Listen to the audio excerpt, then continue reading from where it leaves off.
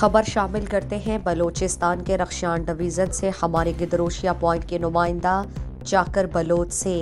Deputy commissioner Kharan Munir Ahmad موسیانی نے XEN B&R Kharan, عادل نصیر غلزئی، سماجی رہنما میر محمد اعظم مسکان زئی اور انجینئر شاہنواز صالح ٹونڈائی کے ہمراہ جو ہے وہ جنگل روڈ کلان ندی پل شہر خاران کا معائنہ کیا اور SDO ایریگیشن انعام اللہ مینگل نے ڈپٹی کمشنر اور دیگر افسران کو کلان پل کے تعمیراتی کام سے متعلق بریفنگ دی۔ اس موقع پر کلان ندی پل کے کرب و جوار کے رہائشیوں کی کثیر تعداد بھی موجود تھی، جنہوں نے پل کی تنگی کے بارے میں ضلعی افسران کو آگاہ کرتے ہوئے کہا کہ پل تنگ اور لمبائی کم ہے، جس سے بارشوں کے موقع پر سینکڑوں مکینوں کے جان و مال کے عدم محفوظ ہونے کا خدشہ ہے۔ اور اس موقع پر ایکسین B&R خاران عادل نصیر غلزئی نے کہا کہ کلان ندی پل 3 کروڑ 30 لاکھ کی لاگت سے تیار ہوئی ہے، مگر عوامی اور کرب و جوار کی آبادیوں کے اصرار پر پل کو مزید 3 اسپیس دے کر توسیع کے لیے محکمہ بالا کو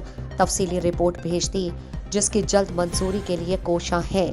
ڈپٹی کمشنر خاران منیر احمد موسیانی نے کہا کہ کلان ندی پل کو لمبائی کی اشد ضرورت ہے، بصورت دیگر پل کی تنگی کے باعث اہل علاقہ مستفید ہونے کی بجائے نقصانات سے دوچار ہوں گے۔ ڈپٹی کمشنر نے کہا کہ کلان ندی پل کو